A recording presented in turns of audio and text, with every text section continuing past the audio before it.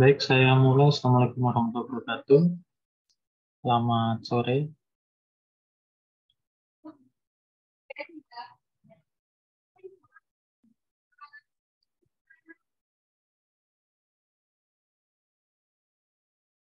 Selamat sore, Pak.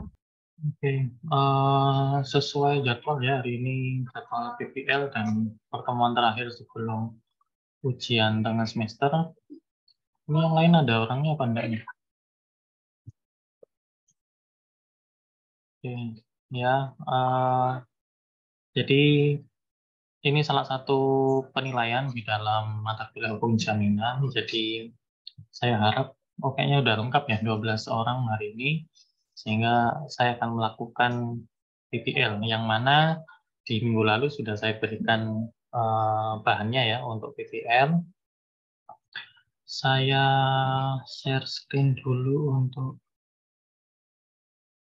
presensinya. Nih, Amalia hadir? Ada ya? Hadir, Pak. Ada Al-Kausar? Ya, hadir, Pak. Ada. Fatima Farhania? Hadir, Pak. Muhammad Mi'raj? Mi'raj belum datang? Hadir, Pak. Ada. Hadir, Pak. Malika Saifina? Hadir, Pak. Ada. Nadira Syafa? Hadir, Pak. Raden Maheswira? Hadir, Pak. Ada Safira Inaya? Hadir, Pak. Oke, Saadia Rizkian Nur. Hadir, Pak. Sadam Saraki. Hadir, Pak. Yang terakhir Sarah Fitriani Widarta. Hadir, Pak. Nah, di minggu lalu saya berikan materi, yaitu ini ya, sudah dibaca. Jadi kalau di PBL itu pastinya materi itu diberikan di awal. Nah, nggak mungkin kalau semisal kalian tiba-tiba ada PBL baru dikasih hari ini, kan nggak mungkin juga. Jadi pastinya materi ini diberikan sebelum dilakukannya PBL, dan harapan saya sumber belajar yang ada di sini itu sudah kalian setidaknya baca gitu ya, untuk memudahkan PBL pada hari ini. Nah, yang akan saya PBL-kan itu adalah yang pendalaman kasus ini. Nah, kalau yang ini kan sebenarnya minggu lalu sudah bisa kalian jawab secara mandiri kan ya. Apa sih jaminan hipotek itu? Ada yang bisa ngasih sebelum saya masuk di PBL? Apa jaminan hipotek itu? Ada yang bisa bantu? Jaminan hipotek.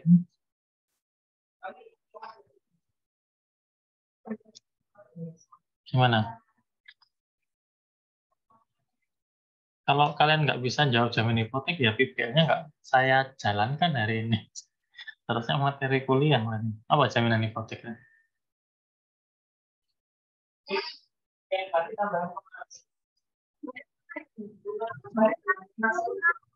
Pak Utara mungkin? Saya izin menjawab, Pak. Oh ya, Mas Mustafa.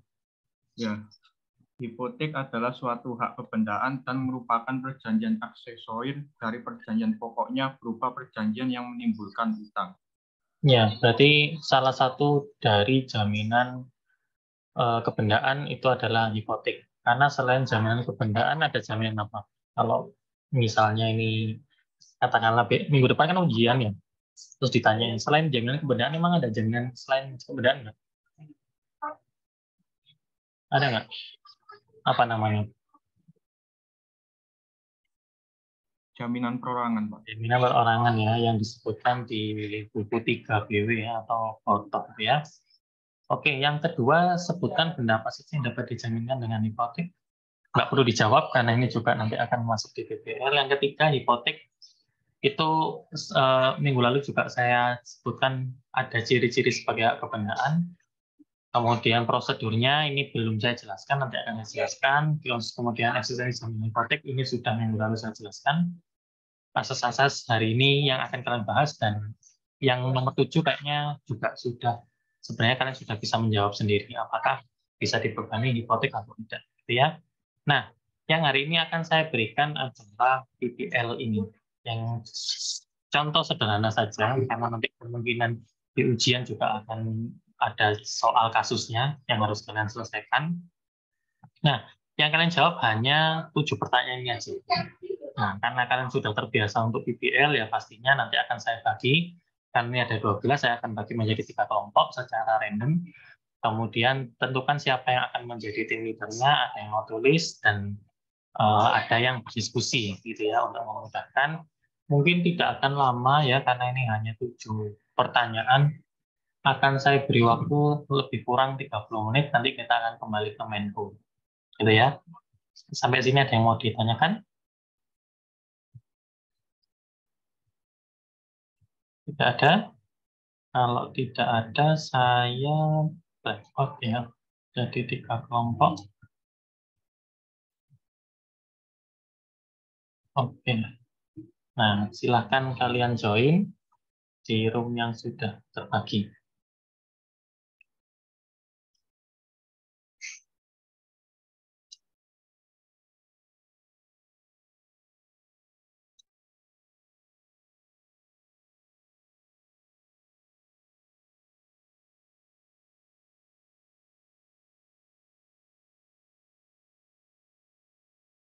Ya, halo.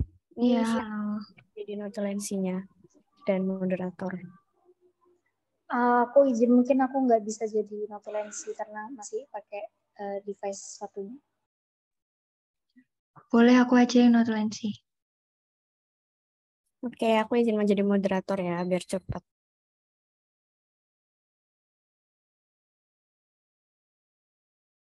Mungkin buat Mbak Lia,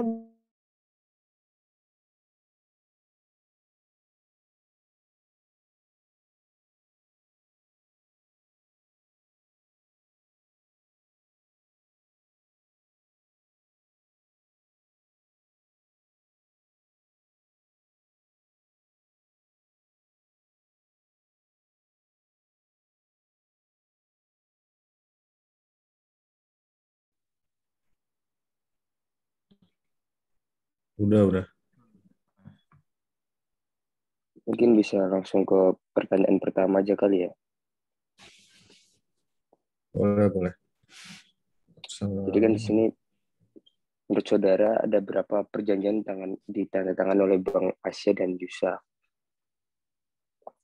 Kalau dilihat dari kasusnya sih, dia pertama ada kapal laut, terus ada deposito, terus ada emas.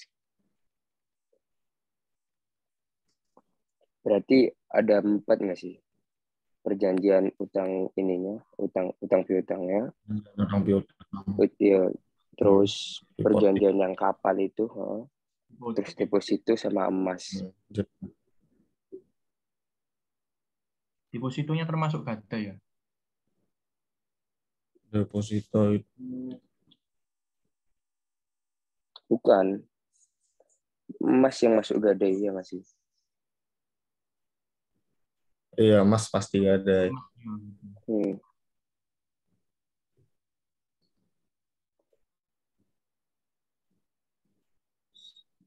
Jadi berarti nomor 1 udah kejawab kan ya? Berarti deposito tuh maksudnya lembaga jaminan gadai ya? Berarti perjanjian jaminan gadai ya? Bentar, deposito masih apa? Kenapa? Deposito jadi masuk apa? Deposito sertifikatnya bisa digadai. kayaknya deposito masuknya gadai. Sertifikatnya gadai kan? Kalau setahuku bisa digadai. Bukan, itu harus ada ininya, bendanya diserahkan. Kalau kayak gitu kan berarti dia bukan murni yang gadai kan, kayak yang kapan ada dijelasin itu kan. Oh, hak ini kali ya? Hak retensi doang kali ya?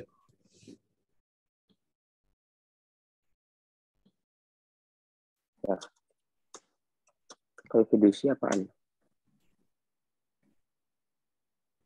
Yang hak untuk menahan suatu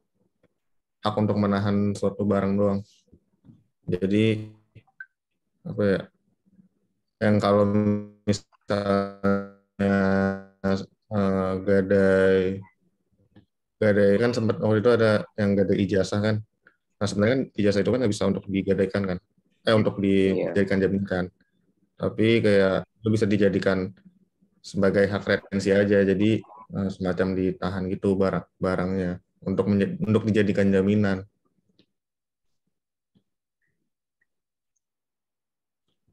Berarti kalau Coba deposito baca dulu deh. masuknya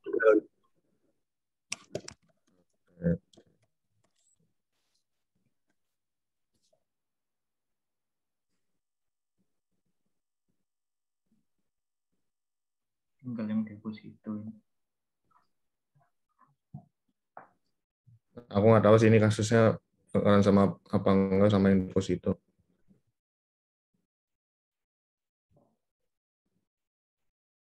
Berarti jadinya yang deposito masuknya ke apa? Kalau menurutku gadai, kalau yang lain gimana? Ya maksud aku gitu. Karena kan jaminan jaminan tambahannya kan beda-beda juga. Ada hipotek. Berarti perjanjiannya ada 3 ya, Mas, nulisnya. Yang pokok, yang kredit itu, sama hipotek sama gadai. Kalau menurutku gitu sih.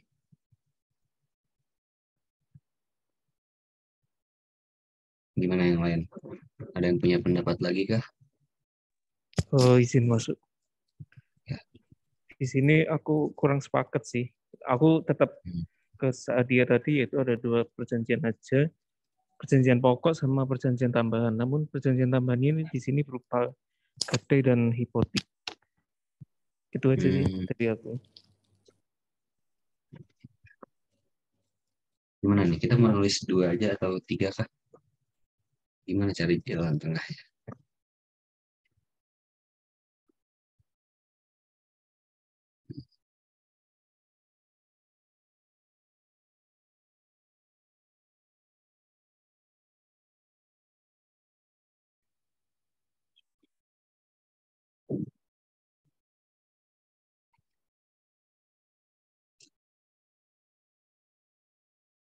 Ya udah boleh deh, tulis gitu aja.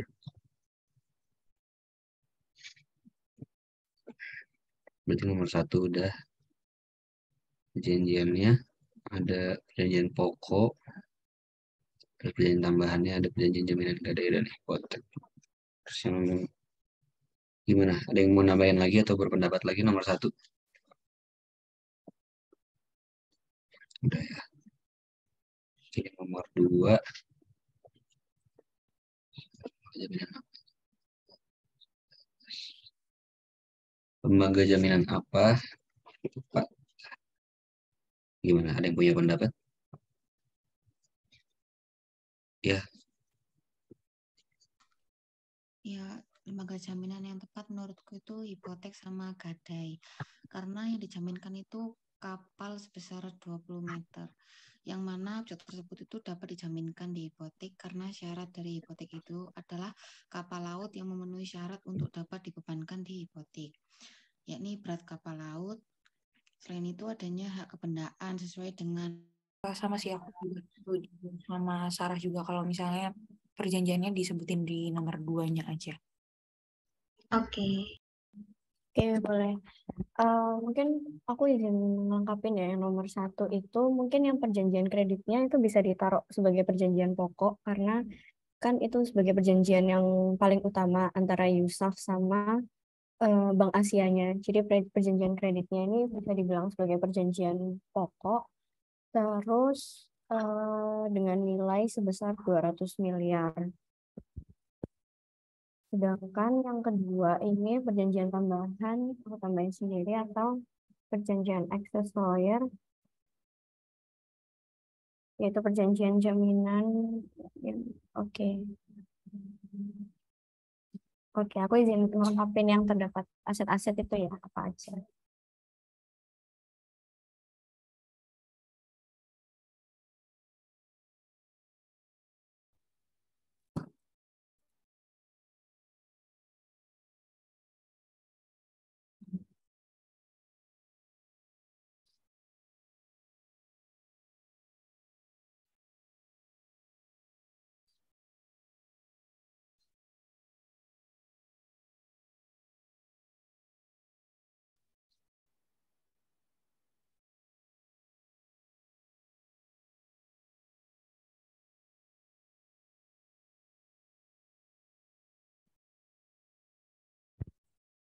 Oke, gimana teman-teman? Ada yang mau ditambahin lagi nggak dari nomor 1?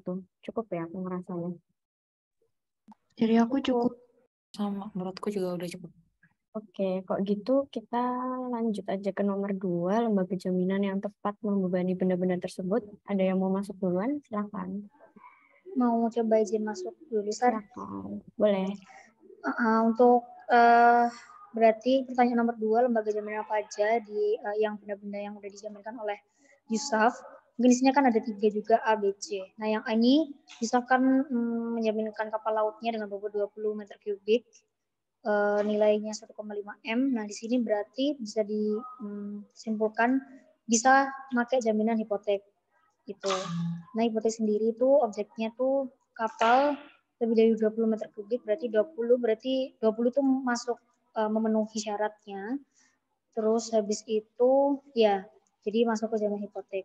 Terus yang B itu deposito. Nah deposito ini juga bisa buat jaminan sertifikat deposito juga. Itu sebagai jaminan gadai. Mungkin lebih tepatnya tuh jaminan gadai piutang atas bawah. Itu karena juga deposito nih dikategorikan sebagai benda bergerak juga. Dan yang C terakhir itu kan objeknya emas, yang tentu juga emas itu benda bergerak sehingga lembaga jaminannya itu jaminan gadai juga. Itu dari aku. Makasih.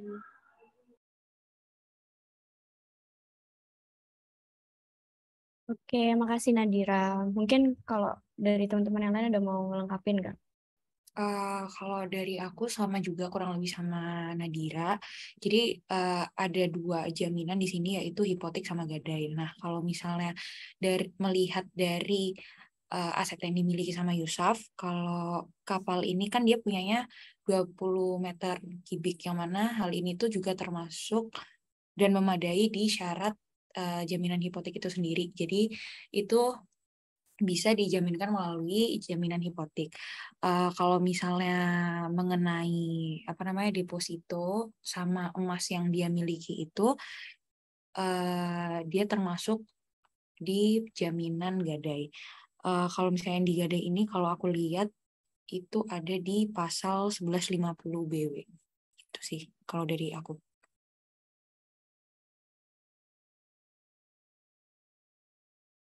Oke, makasih. Mungkin dari Mbak Lia ada yang mau dilengkapin juga nggak Mbak, yang nomor 2? Ya, nomor 2 kurang lebih aku sama jaminan hipotek sama jaminan gadai. Jadi untuk kapal dengan bobot 20 meter kubik itu masuk ke jaminan hipotek dan deposito sama emasnya itu masuk ke jaminan gadai. Nah, jaminan gadai itu nanti bisa masuk 1150 BW juga dan hipoteknya bisa pakai 1178 ayat 2 BW. Oke, buat berarti yang kita nomor A ini ditambahin dasar hukumnya ya tadi, ketentuan pada pasal 1150 sama 11 berapa tadi 72. Sama ini mungkin kira-kira kita copy paste isi pasalnya apa cukup pasalnya aja ya? 1150 doang gitu. Nanti boleh ditambahin sih kalau menurutku. Tapi nanti aja setelah kita udah ngebahas semua soal-soalnya. Oke, boleh. Aku highlight ya biar nggak lupa juga. Mau izin masuk mungkin hipotek itu 1162 bukan maksudnya? Bentar. Oh iya benar. Pakai 1178 BW. Ya bisa ya, juga 1178.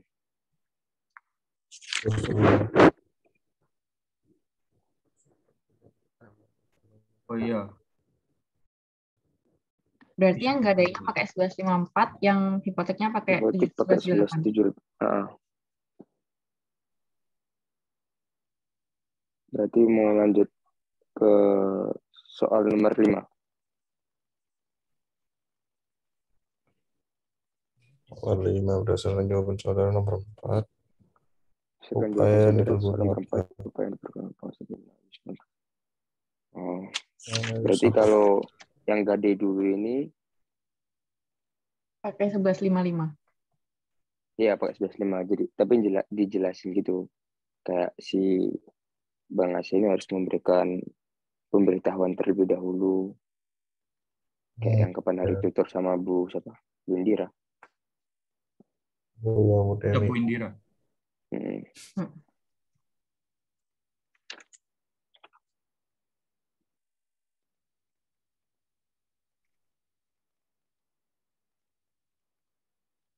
Pemberitahuannya sampai berapa kali?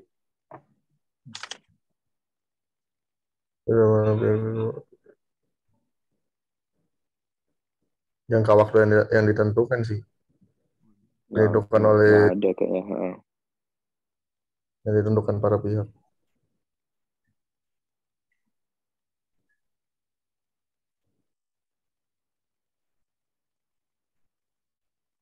Pada penunggu menurut kebiasaan setempat.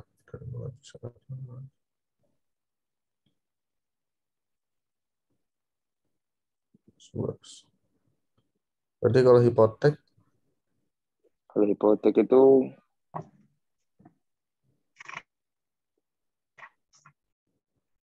semua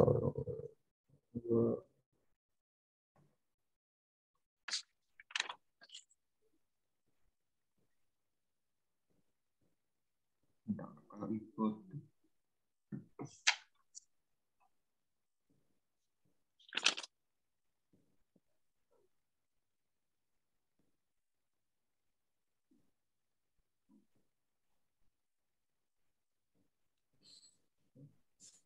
belas.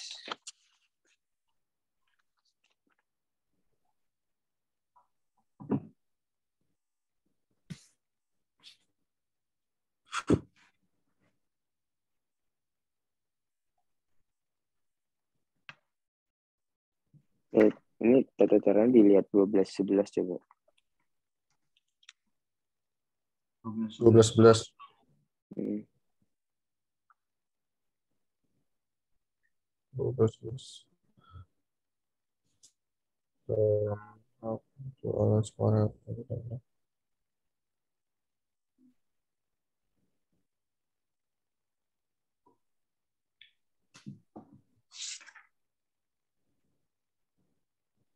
hari sebelum barang sholat disita.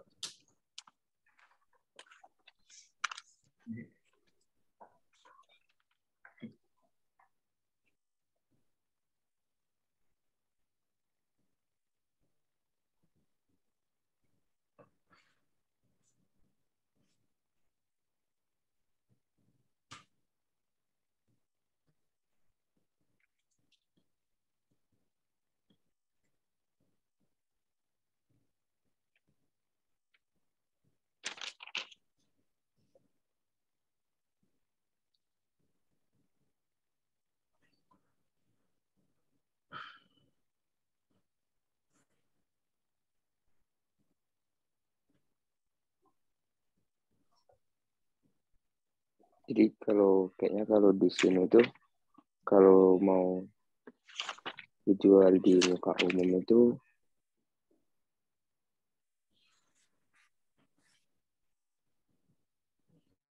Argumen lainnya.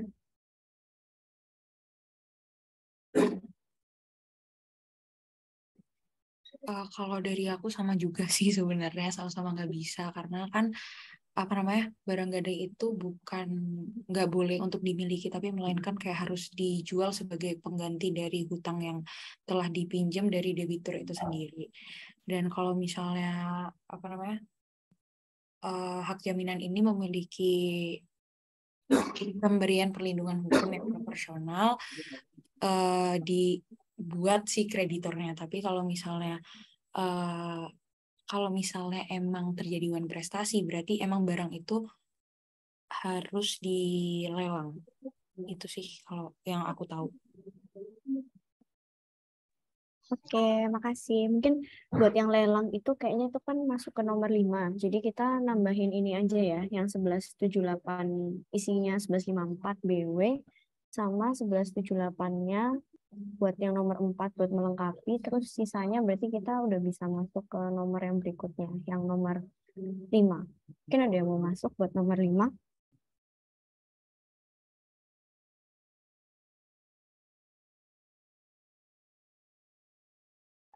Oh, izin masuk.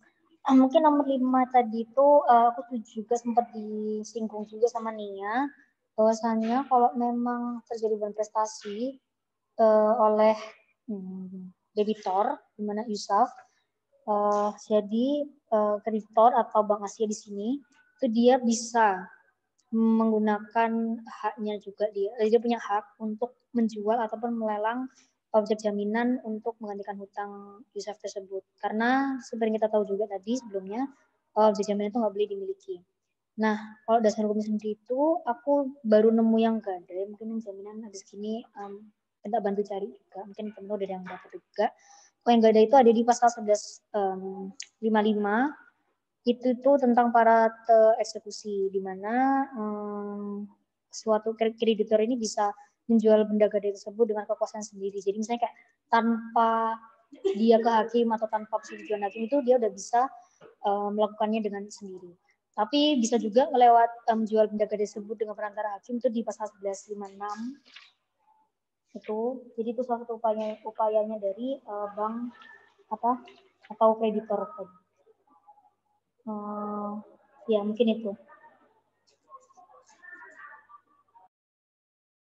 Oke, makasih Nadira. Mungkin kalau misalnya yang di nomor 5 ini, itu kalau misalnya hipotek itu diatur di pasal 1178. Iya, 1178. Jadi nanti kita nambahin isinya pasal 1178 juga buat eksekusi hipoteknya. Terus kok dari teman-teman ada yang mau ditambahin nggak buat nomor ini? 5. Oh, berarti iya, nomor 6. aku baru baca. Berarti nomor 6 yang hipotek di 1178 ayat 2 ya, yang iya. Nih. Oke.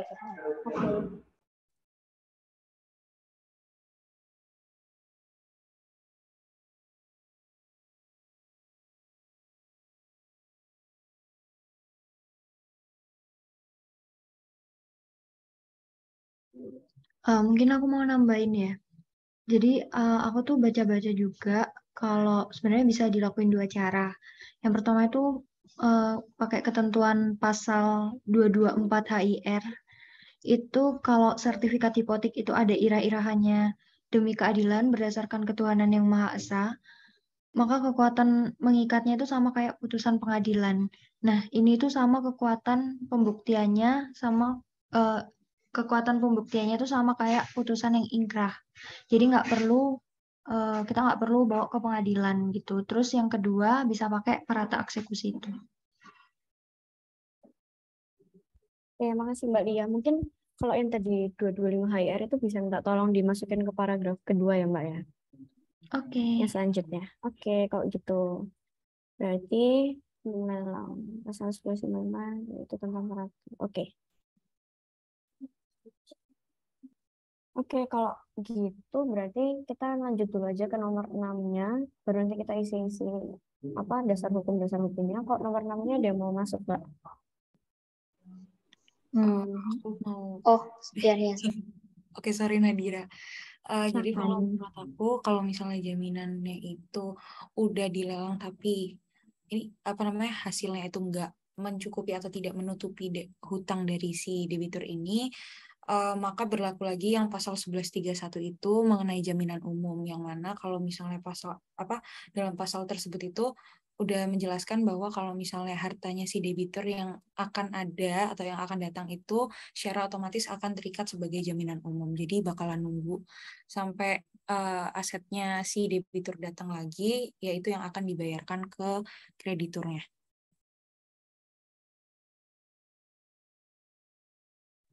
Oke, makasih. Kalau misalnya ada yang mau nambahin silakan ya. Nomor 6. Tadi pasal berapa, sorry? 1131.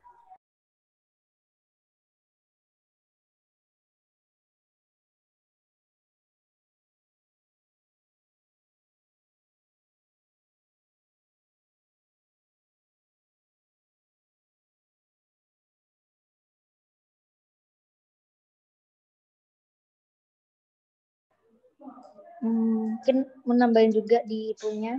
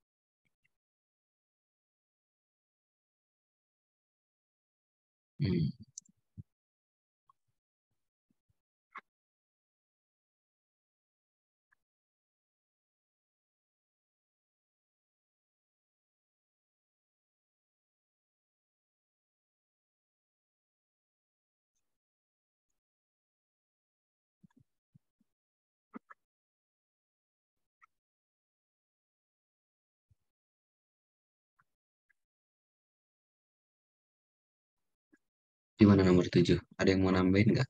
Atau ada yang berpendapat lain gitu? Aku sepakat sama Mas Adam sih, bahwa itu menjadi kreditor konkuren lagi dengan alasan menjadi jaminan umum tadi. Tapi kalau mungkin tadi aku lihat Sadian jawab, mungkin bisa langsung on mic. Makasih. 11.52 ya.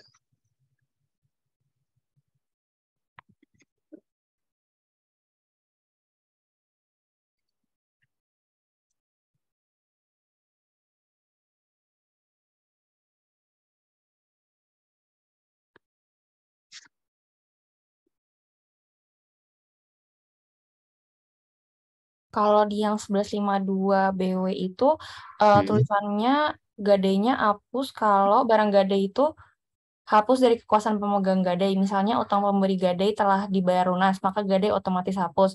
Terus ada juga hilangnya barang gadai atau terlepasnya barang gadai dari kekuasaan pemegang gadai. Kan di sini jatuhnya barangnya udah dilelang, jadi kan berarti udah lepas dari kekuasaan pemegang gadai nggak sih? Berarti kan harusnya hak gadainya udah nggak ada, jadi masuknya ke jaminan umumnya.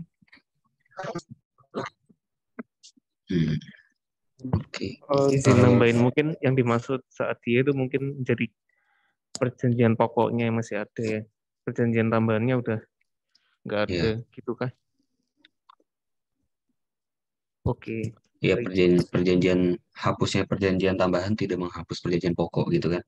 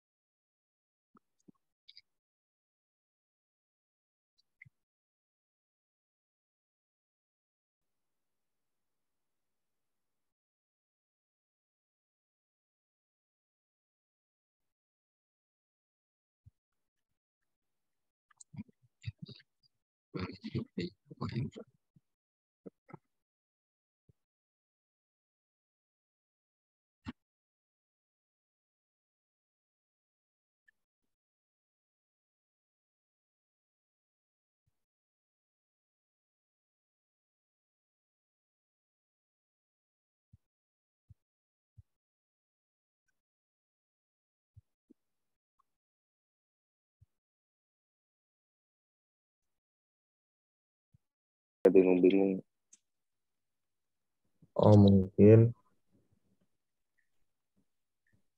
Biar nggak susah itu aja pakai pasal 64.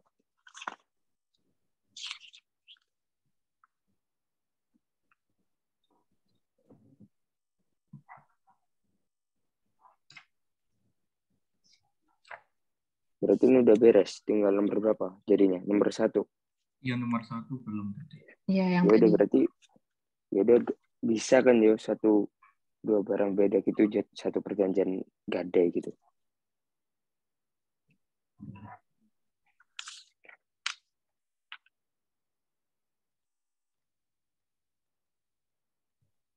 Menurut kalian gimana? Sana ya. Nah,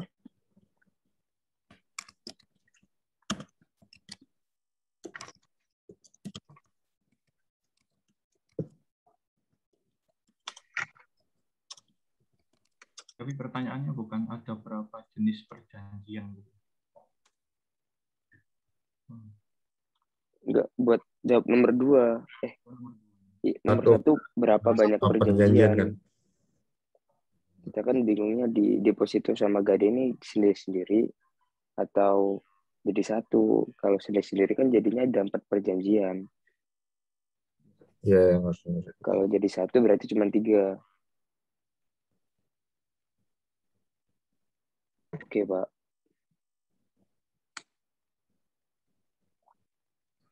Nah, itu kurang tahu sih. Mana ya?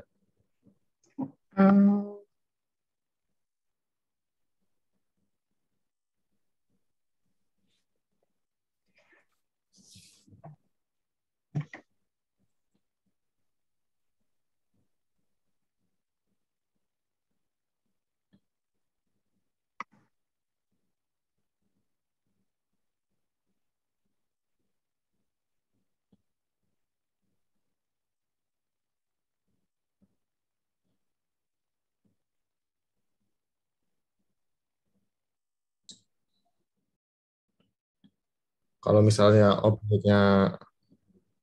objeknya kan berbeda ya. Kayaknya mungkin bisa jadi satu deh, karena objeknya beda. Enggak ya, kalau objeknya sama ya pasti bisa. Dijadiin satu. Tapi karena ada 2 objek yang deposito masuk kan ya ke gadai. Sebenarnya bisa sih. Tapi nanti eksekusinya bisa sih harusnya. Bisa kan, kayak deposito bisa kan dieksekusi sama orang lain gitu. Gadai kan.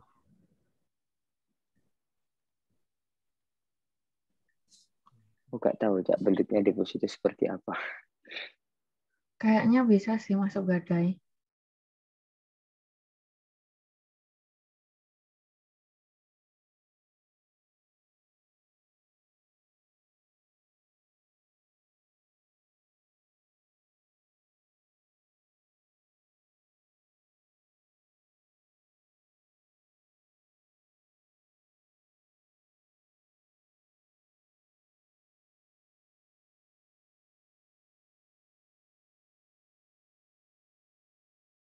Apa namanya, roti misalnya.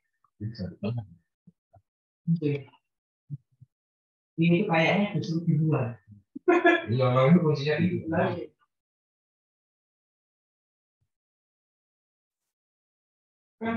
Kalau saya sebenarnya itu justru cerita yang di atas itu adalah perbaikan tata kelola. Jadi misalnya itu ya, jadi apa? Kembali semua. Tadi siapa yang bertugas menjadi notulis?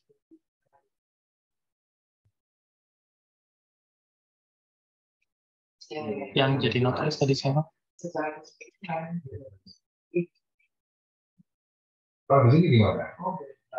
Di kelompok saya Saadia, Pak.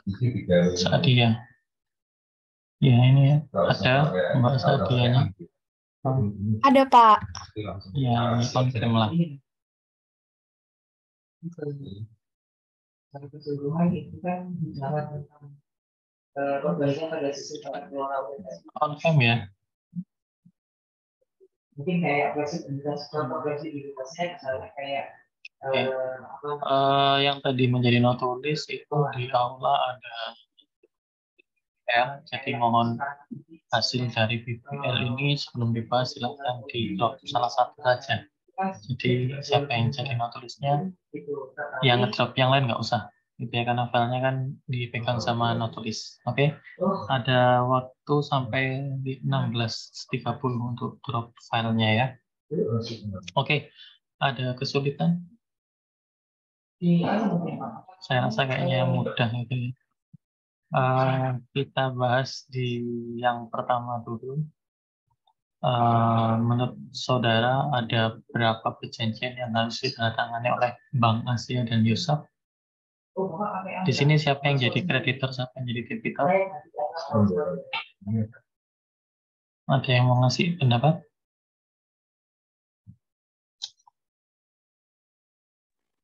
Mungkin saya, Pak. Boleh. Jadi kreditornya dari Bank Asia dan debitornya dari Yusuf. Jadi karena di situ ada 3 objek kayak jaminan tambahannya gitu, Pak. Jadi yang pertama, kalau dari kelompok saya tadi sepakat ada 4 perjanjian. Pertama ada perjanjian kredit tadi antara Bank Asia sama Yusuf. Terus ada perjanjian hipotek yang kapal tadi. Terus yang ketiga ada perjanjian gadai deposito. Sama yang keempat perjanjian gadai yang emas. Cuman dari kelompok kita agak bingung, Pak. Kalau ada deposito sama emas, kan kelompok kita sepakat buat masuk gadai itu perlu 2 perjanjian berbeda, apa dari 1 perjanjian yang sama gitu, yang cakup 2 benda tersebut, seperti itu. Ada yang punya pendapat berbeda dengan Mas Miraj? Jadi ada dari kelompoknya Mas Miraj ada 4 perjanjian. Ada yang lebih nggak atau kurang dari 4? Ada?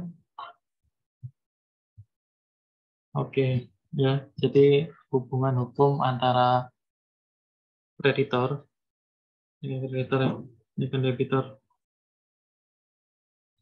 itu pasti pertama diikat oleh perjanjian pokok, ya.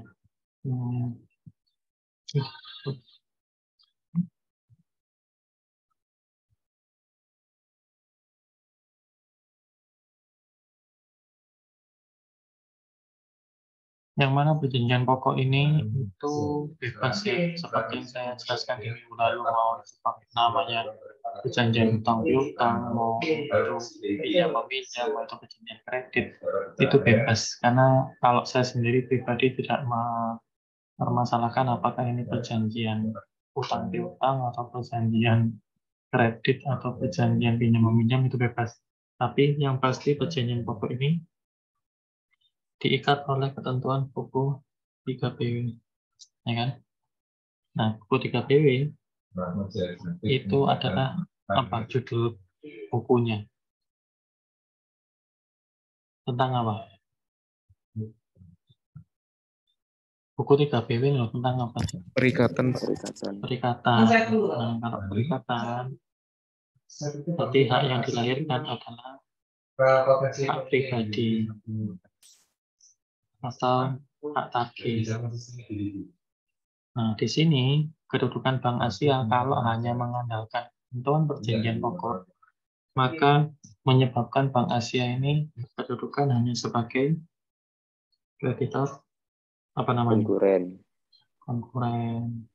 Nah, oleh karena itu, bank itu akan meminta perjanjian tambahan. Bikin lagi perjanjian asesor atau perjanjian tambahan atau ikutan. Nah, karena tadi bendanya ada 3, satu itu apa tadi? Satu apa? Kapal yang beratnya, yang isinya lebih dari 20 meter kubik. Kapal 2 meter kubik. Kemudian benda yang kedua, deposito. Yang ketiga, emas. Nah, ada 3 objek yang tidak dapat dijadikan satu. Karena di sini lembaga jaminannya itu berbeda. Kalau kapal, seperti yang minggu lalu saya jelaskan, itu diikat oleh apa? Lembaga jaminannya. Lembaga jaminannya apa kalau kapal? Hipotek, Pak. Hipotek ya. Deposito ini atau emas dulu deh. Kalau emas apa? Emas gadai, Pak. Gadai. Kalau deposito Tadi kelompoknya Mas Mikrot sini kayak bingung gitu. Ini sebenarnya bisa digadaikan apa enggak, terus malah larinya ke eksekusinya gimana gitu. Mas Mikrot nggak tahu deposito ya? Nggak tahu Pak, makanya saya bingung Pak. Sertifikat deposito cuma selembar gini. Nah, di situ disebutkan berapa nominalnya dan juga pemegangnya atau subjek yang disebutkan di situ. Sehingga sebenarnya prinsipnya deposito maupun saham itu di dalam lembaga jaminan itu sama. Karena atas nama kan. Jadi baik itu saham maupun deposito dapat digadaikan. Jadi lembaga jaminan yang cocok adalah gadai. Ya. Oke, berarti di sini ada berapa perjanjian? Oh, sorry. Karena di sini ada perjanjian asesor, maka Bank Asia yang tadinya adalah kreditor konkuren akan berubah menjadi kreditor preference. Ya, karena ada jaminan kebendaan yang diikat karena benda ya. Ketentuan ini itu diatur di dalam buku 2BW. Buku 2BW itu adalah hukum benda, yang lahir adalah hak kebendaan. Hak kebendaannya apa? Karena kebetulan di sini ada dua, maka satu hipotek, satunya adalah gadai. Ya, jelas konstruksi hukumnya di sini. Sehingga dengan demikian Bank Asia karena dia pemegang hak kebendaan mengubah kedudukan dari kreditor konkuren menjadi kreditor preference. Pertanyaannya adalah berapakah jumlah perjanjian yang dibuat? Satu sudah pasti adalah perjanjian pokok ini. Perjanjian pokok antara Bank Asia dengan Yusaf selaku debitur. Yang kedua adalah perjanjian jaminan hipotek atas nama. Ini tersendiri, nggak bisa dijadikan satu. Yang ketiga, perjanjian jaminan deposito. Dan yang keempat adalah perjanjian jaminan emas. Oke? Ada 4 perjanjian ya, nggak bisa dijadikan satu. Tapi kalau perjanjian pokoknya itu bisa dijadikan satu. Karena untuk menjamin prestasi yang akan dilakukan oleh si debitor itu ada benda jaminan yang disebutkan yaitu HPCD. Tapi untuk perjanjiannya itu terpisah, tidak dapat dijadikan satu. Sampai sini paham? Oke. Lembaga jaminan atau benda-benda tersebut tadi sudah disebutkan, cuma tinggal kalian, karena ini kalian adalah calon sarjana hukum, pastinya setiap kali pertanyaan, walaupun tidak ada pertanyaan dasar hukumnya apa, seyogyanya kalian cantumkan. Nah, hipotek itu diatur di mana ya, tinggal kalian sebutkan aja di pasal 1162 ya. 1162 ini 1160 1150 1150. Oke, nomor 2 nggak ada masalah ya. Nomor 3, menurut saudara Bank Asia berkedudukan sebagai kreditor apa? Ya karena tadi sudah saya katakan gitu ya, dari hubungan ini karena ada benda jaminannya yang diikat, ada benda kebendaan tertentu yang diikat, maka menyebabkan Bank Asia itu berkedudukan sebagai kreditor preference. Nah, yang saya tanyakan dasar hukumnya apa? Kalau menyebutkan bahwa Bank Asia itu berubah menjadi kreditor preference di pasal berapa? 1133 BW, Pak. 1133, coba dibaca. Hal untuk didahulukan di antara orang-orang berpiutang terbit dari hak istimewa, dari gadai, dan dari hipotek. 1133 ya. Kalau misalnya ini saya terlepas dari gadai dan hipotek. Kalau misalnya itu saya pemegang fidusia, apakah saya berubah menjadi preference juga? Atau hak tanggungan? Bisa nggak menggunakan pasal 1133? Yakin? Ya boleh ya. Jadi ketentuan itu sebenarnya bisa diinterpretasikan secara ekstensif sepanjang itu adalah jaminan kebendaan. Ya, tapi nanti untuk materi hak tanggungan dan fidusia itu setelah UTS, oke? Nggak ada masalah ya, nomor 3 aman. Kalau misalnya ada yang mau diskusi kan ngomong aja ya, biar nggak ganjil karena minggu depan udah UTS sebenarnya. Nomor 4, bila mana dalam perjanjian jaminan terdapat klausul bahwa bila Yusuf manifestasi, maka seluruh objek jaminan menjadi milik Fantasia. Menurut saudara, apakah janji tersebut diperbolehkan oleh undang-undang? Nah, jadi misalnya, Bang Yusufnya, Bang Yusuf, Mas Yusufnya nggak mampu bayar, terus benda jaminannya ini dimiliki sama Bang Asia, boleh nggak? Boleh nggak?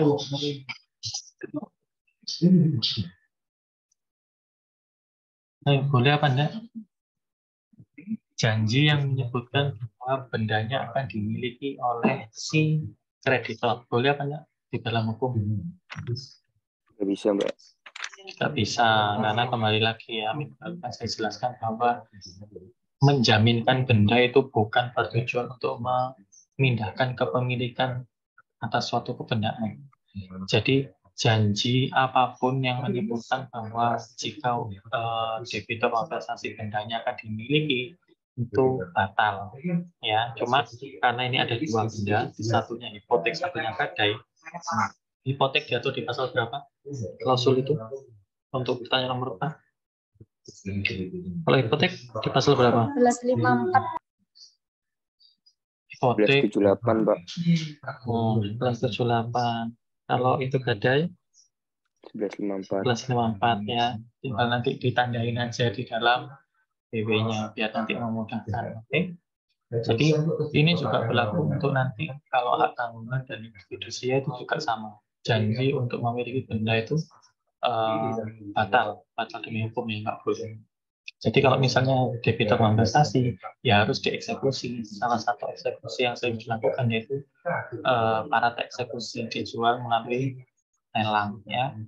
Nomor 5, berdasarkan jawaban saudara di atas, upaya apa yang dilakukan oleh Bank Asia? Oh, tak jawab dewi, no. Saya lupa ada pertanyaan nomor 5. Nomor 5 berarti harus dieksekusi. Ya, eksekusinya ya tergantung dari jaminan kebendaannya, tapi pada umumnya adalah dijual di muka umum atau lelang, gitu ya, di lelang. Nanti dari hasil lelang baru akan diambil pelunasan bagi si kreditor, gitu ya. Misalnya gini, utangnya totalnya ternyata 2 miliar, hasil lelangnya ternyata 3 miliar. Nah, apakah 3 miliar ini langsung diambil sama si kreditor? Diambil sama kreditor nggak hasil lelangnya? Tidak, Pak. Tidak, ya karena tagihannya cuma 2 miliar. 2 miliar haknya kreditor, 1 miliarnya harus dikembalikan kepada si pemilik benda. Ya, oke. Aman ya. Wah. Enak kurang belajar jaminan ini gak ruwet gitu ya. Cuma dasar hukumnya dicari. Nomor 6, bila mana semua objek jaminan tersebut hanya laku senilai 1,7 miliar dan dipergunakan Yusuf untuk pembayaran utangnya pada Bank Asia, apakah pembayaran tersebut menghapus perjanjian pokok? Nah, ini malah kebalikannya. Gitu ya. Jadi, utangnya berapa sih totalnya? Saya nggak ngitung juga. 2 miliar 266 juta ya. Ternyata dilelang hasilnya 1,7. Jadi appraisalnya yang keliru gitu ya. Apakah dengan demikian perjanjian pokoknya hapus? Hapus nggak? Tidak, Pak. Ya, ini utangnya 2,266.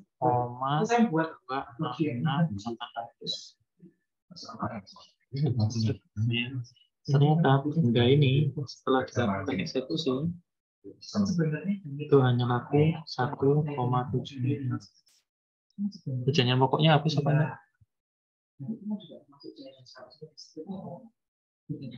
Dasar hukumnya apa? Kalian nyebut kalau itu perjanjian pokoknya nggak hapus. 1131 BW, Pak. 1131. Ya boleh deh. Itu kan yang mengubah dari kreditor preferen menjadi konkuren. Itu jawaban nomor 7 sebenarnya. Tapi nomor 6 apa? Bukan 1131. Ada yang punya jawaban lain nggak? Harusnya kalian lari ke pasar hapusnya perikatan. Ada yang tahu nggak hapusnya perikatan itu diatur di pasal berapa?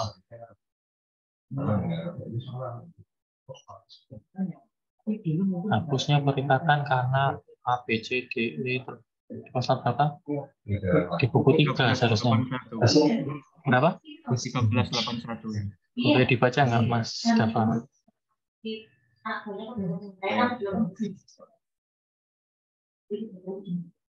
Hapusnya perikatan karena pembayaran.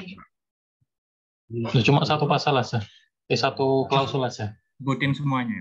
Pembayaran. Oh iyalah. Pembayaran lalu penawaran pembayaran tunai diikuti dengan penyimpanan atau penitipan. Lalu ada pembaruan utang. Lalu perjumpaan utang atau kompensasi. Terus ada pencampuran utang, pembebasan utang, musnahnya barang-barang yang terutang, kebatalan atau pembatalan, berlakunya suatu syarat batal, lalu lewatnya waktu. Oke. Karena tadi utangnya adalah 2,2 ini ya. 2,266,800. Sedangkan hasil lelangnya itu 1,7. Berarti kan minus. Minus berapa ini? 566.800. Nah, kekurangan 566.800 kan berarti kan belum dibayarkan. Dengan demikian, perjanjian pokoknya itu masih tetap eksis. Gitu ya. Dia sudah tidak punya perjanjian asesor atau tambahan, tapi perjanjian pokoknya tetap eksis karena si Yusuf itu masih punya tagihan sebesar 566.800.000 rupiah. Perjanjian pokoknya belum hapus, gitu ya. Nomor 7 berarti ya. Berdasarkan jawaban saudara di atas, apa kedudukan dari Bank Asia? Kedudukannya gimana? Ini udah nggak ada ya. Berarti kan ini sudah hapus nih. Udah nggak ngomong ini karena sudah dilelang semua. Tadi awalnya creditor preference, karena tadi bendanya sudah tidak ada, ya, bendanya sudah tidak ada, apakah mengubah kedudukan kreditor dari preference menjadi konkuren? Jawabannya gimana nomor 7 ini? Jadi kreditor konkuren, Pak. Konkuren, ya. Jadi pada saat benda jaminan ini ada, posisi kreditor atau Bank Asia ini sebagai kreditor konkuren itu ditutup, gitu ya. Kayak disimpan, gitu, ibaratnya. Nah, dia menjadi kreditor preference. Tapi saat bendanya ini nggak ada, maka akan muncul lagi. Yang awalnya tadi adalah kreditor preference, karena nggak ada benda lagi, dia akan menjadi kreditor konkuren. Dia akan berkonkurensi. Loh, misalnya Yusufnya bilang, saya udah nggak ada duit lagi nih. Nah, seperti yang disebutkan tadi di pasal 1131, harta yang ada dan yang akan ada di kemudian hari akan menjadi jaminan pelunasan utang bagi si kreditor. Dengan demikian, ya utang itu harus dibayar, tidak serta-merta hilang walaupun dia nggak punya harta, gitu ya. Mungkin di minggu lalu juga saya sudah jelaskan ada kredit tanpa agunan. Ya agunan itu bendaannya nggak ada memang, tapi agunan yang dalam artian jaminan umum yang disebutkan di dalam pasal 1131 kan tetap eksis. Kreditor tetap ada di sini, tapi namanya kreditor konkuren. Oke? Dari simulasi sederhana ini ada yang mau ditanyakan mungkin? Ada? Izin bertanya, Pak. Oh, oke, Mas Mi'raj. Kan kalau di gadai kan, Pak, itu kalau mau eksekusi barang gadainya tadi harus apa? Ngasih notifikasi ke notifikasi. Kalau di hipotek ini apa juga harus pakai, Pak? Kalau di hipotek itu sama, tapi intinya adalah karena dia ini bendanya benda terdaftar ya, pada saat melakukan eksekusi itu jenis eksekusinya adalah parat eksekusi. Si kreditor berhak untuk menjual sendiri seolah-olah itu sebagai pemilik. Kalaupun tidak diberikan notifikasi juga karena dia punya yang namanya parat eksekusi ini. Dia punya hak untuk melakukan eksekusi secara mandiri seolah-olah dia ini adalah sebagai pemilik benda itu. Tapi ya kembali lagi sesuai dengan jumlah tagihannya. Mas Eros yang tadi saya ibaratkan utangnya 2 miliar, talangnya 3 miliar. Ya dia kan seolah-olah menjadi pemilik, tapi bukan berarti dia akan memiliki harta itu kan. Sesuai tagihannya 2 miliar, ya 2 miliar yang dibayarkan. Sedangkan 1 miliar sisanya setelah dilelang ya kembali kepada pemilik benda. Bukan dimiliki oleh si siapa tadi? Si kreditor itu Mas Eros.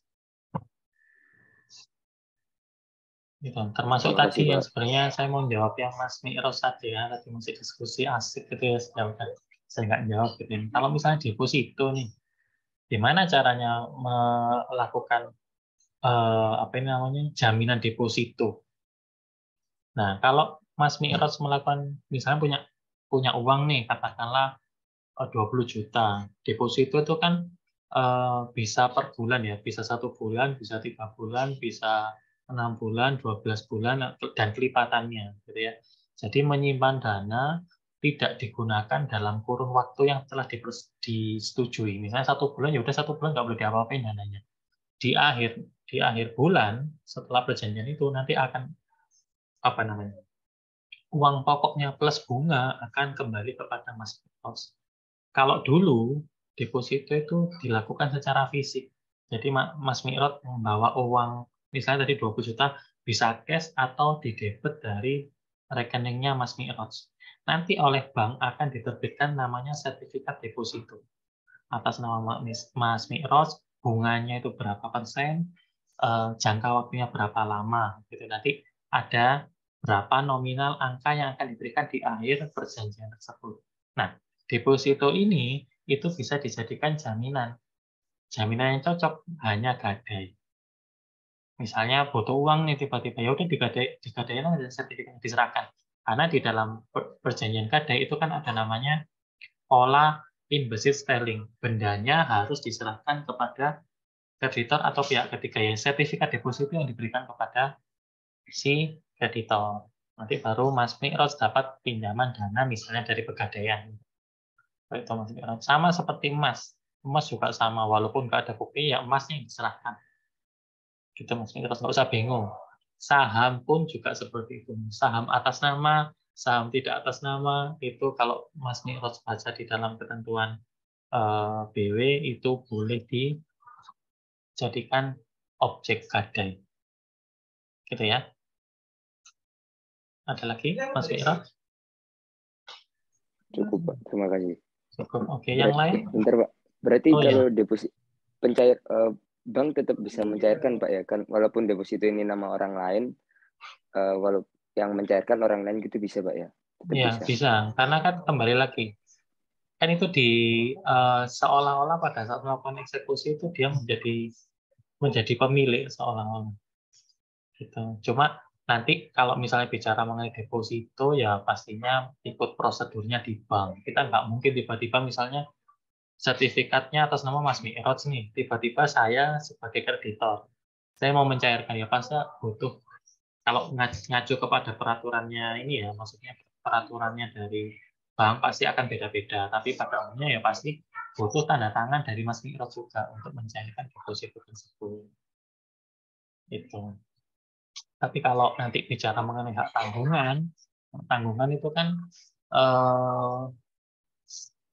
yang dipegang adalah sertifikat hak tanggungannya. Nah, nggak usah minta tanda tangan dari pemilik benda, langsung kepada pejabat lelang, Mas Mi'ros sebagai kreditor itu boleh langsung. Tapi kalau yang kayak produk-produk dari perbankan itu ya, itu akan lebih ribet urusannya. Malah nanti mungkin akan saya ceritakan, tapi ini kayaknya sudah ngambil mata kuliah di sini. Sudah ngambil ya? Sedang mengambil atau sudah mengambil ini? Ada yang mengambil, Pak. Kenapa? Sedang mengambil. Oh, sedang mengambil. Nah, itu orang bank itu kadang juga ngerti gitu, terkait sama surat keterangan waris itu aja udah bingung. Padahal banknya beda-beda, tapi dia punya kebijakan sendiri-sendiri. Nanti mungkin kalau saya masuk di kelasnya waris akan saya ceritakan. Karena nanti akan ada persinggungan terkait dengan benda-benda termasuk ini. Misalnya, saya akhirnya melenceng ke waris, Mbak. Depositonya kayak atas nama orang tua. Orang tuanya meninggal, apakah depositonya tidak dapat dicairkan? Bisa nggak?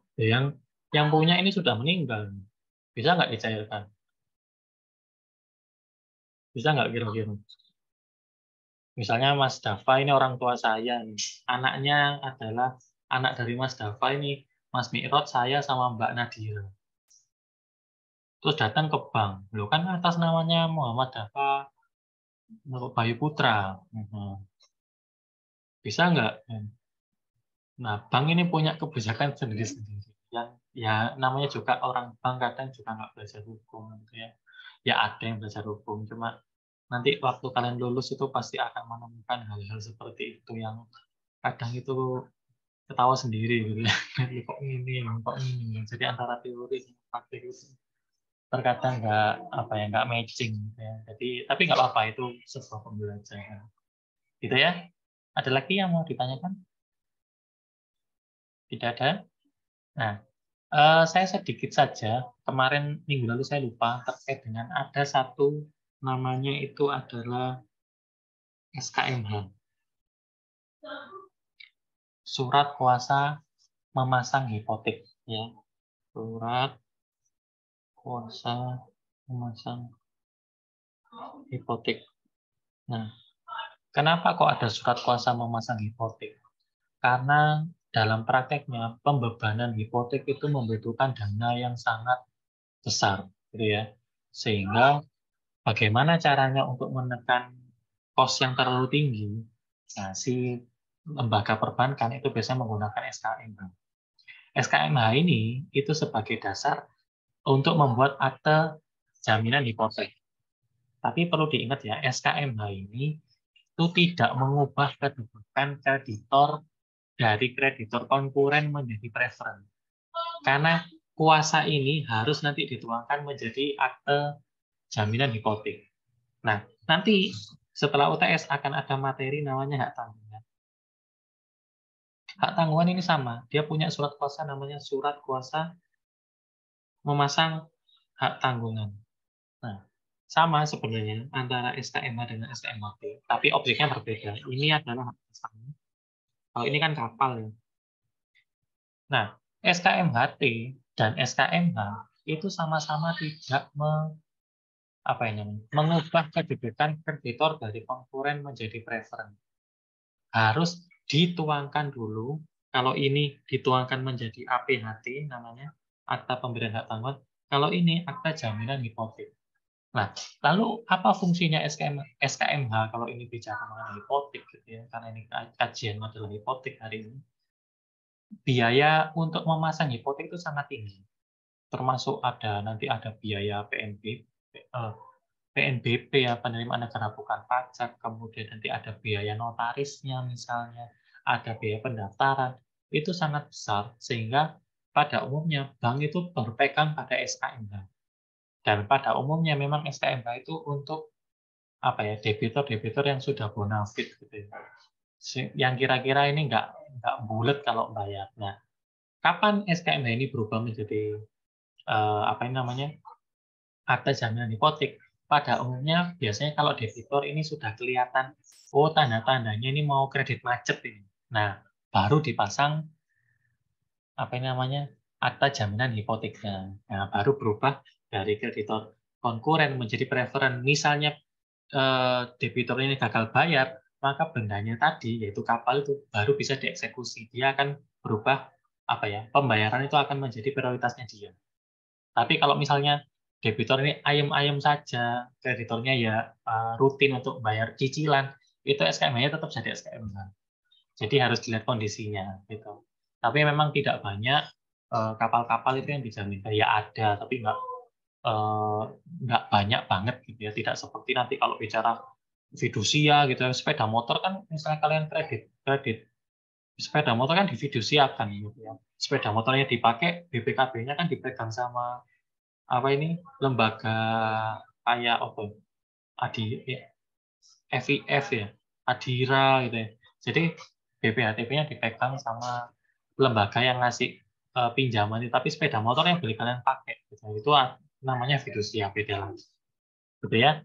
Mungkin itu yang terkait dengan hipotek, saya rasa semua sudah tersampaikan terkait dengan hipotek, cuma yang perlu diingat nanti waktu ujian, jangan lupa, walaupun tidak ditanya dasar hukumnya, jangan lupa dasar hukum itu harus disebutkan gitu ya, sebagai tambahan dari pembahasan yang kalian analisis di dalam soal ujian tengah semester. Gitu ya, adalah yang mau ditanyakan lagi? Ini ada yang ini baru semua kan, maksudnya tidak ada yang mengulang mata kuliah nih kan? Ada yang ngulang nggak? Nah, baru-baru insya Allah kan mantap semua untuk menghadapi UTS, gitu ya. Ada yang mau didiskusikan lagi? Tidak ada? Kalau tidak ada, semoga apa yang saya sampaikan bermanfaat buat kalian. Saya doakan minggu depan kalian sukses untuk mengerjakan ujian tengah semester. Terima kasih atas kehadirannya. Saya akhiri. Wassalamualaikum warahmatullahi wabarakatuh. Waalaikumsalam. Terima kasih, Pak. Ya, sama-sama. Pak, tadi saya sempat ngumpulin hasil notulen ya. Sekarang udah nggak bisa lagi. Loh, sampai 4:30 tadi saya sampaikan. Di aulanya tulisannya 14 apa sih nih? 16.30, Pak. Iya, 4:30 kan, 16.30. Iya, saya udah nggak bisa ngumpulin lagi. Loh, kok nggak dikumpulin? Kamu nulis? Tadi. Iya. Kamu ubah berarti ya jawabannya? Enggak saya ubah, tapi saya belum ngumpulin emang. Terus gimana tadi? Saya cek lagi aja, enggak gitu. Saya kasih waktu 5 menit ya. Iya, saya langsung kumpulin kok, Pak. Makasih ya, Pak. Maaf, repotin.